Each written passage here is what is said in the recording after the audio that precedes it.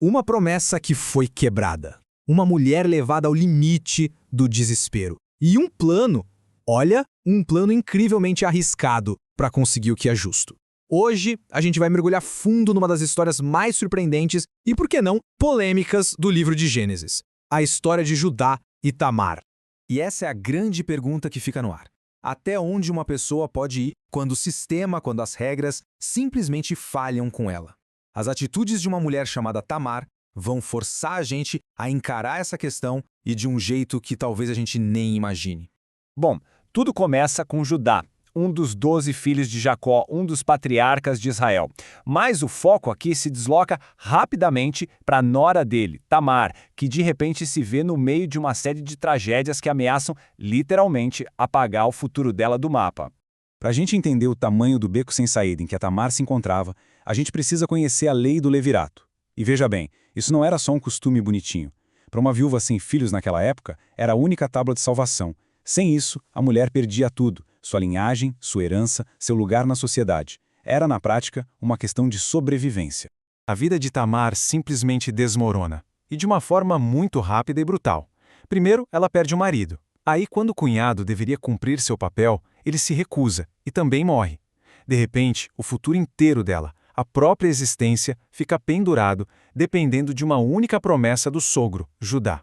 E então Judá manda ela embora. Mas as palavras dele, elas entregam o verdadeiro motivo. Ele não está só sendo cuidadoso. No fundo, ele teme que Tamar seja amaldiçoada, que ela seja a causa da morte dos filhos dele. Então isso não é uma promessa de verdade, feita de boa fé. É ele ganhando tempo, sabe? Uma promessa nascida do medo, uma que ele nunca teve intenção de cumprir.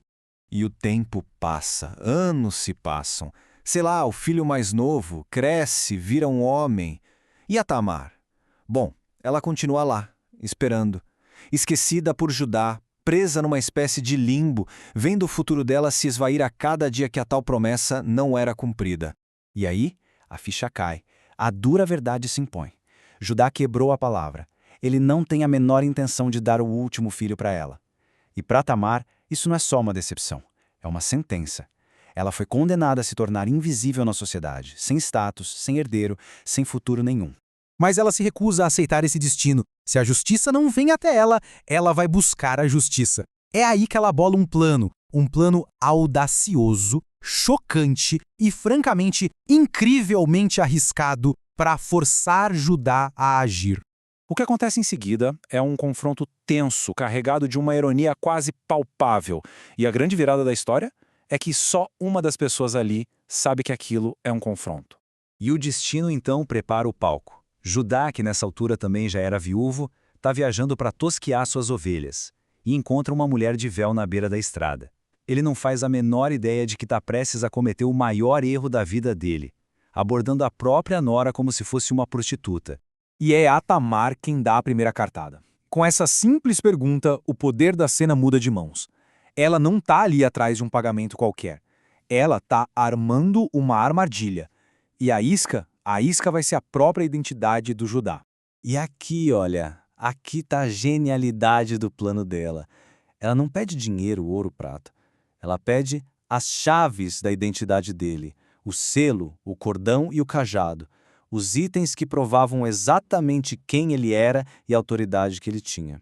No mundo antigo, esses itens eram como a identidade e o CPF de hoje. O selo era a assinatura dele, um anel que validava documentos. O cordão o prendia ao pescoço, e o cajado era um símbolo da sua posição como chefe de família. Era, sem dúvida nenhuma, a prova da identidade dele. 3 meses se passam, e as consequências daquele encontro na estrada vêm à tona da forma mais perigosa e pública possível, e a vida de Tamar fica por um fio. 3 meses. É o tempo que leva para o segredo de Tamar vir à tona. A gravidez dela já não pode mais ser escondida, e a notícia corre, como um rastilho de pólvora, até chegar em Judá, o patriarca da família e, naquele momento, o juiz dela. A ironia da situação é simplesmente esmagadora. Judá, totalmente cego pela própria hipocrisia, condena a Tamar à morte pelo exato crime que ele mesmo cometeu.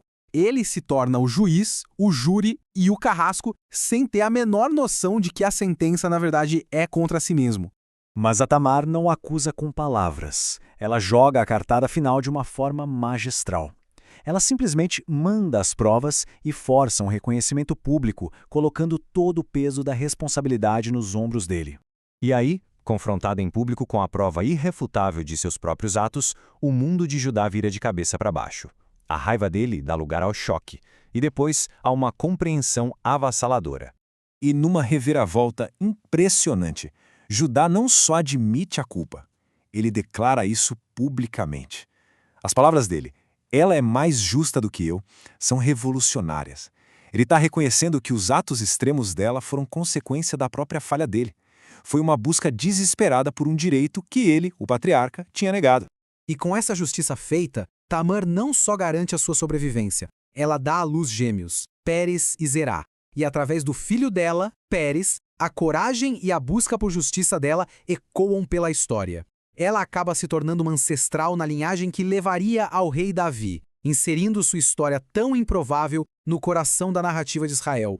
A história de Tamar nos deixa com um certo incômodo, e é por isso que ela é tão poderosa. Ela nos força a encarar uma pergunta difícil. Quando os sistemas de poder e de justiça falham, o que é um ato justo? As ações dela, que nasceram do desespero, desafiam as nossas definições e nos perguntam: que limites podem ser cruzados em nome da justiça?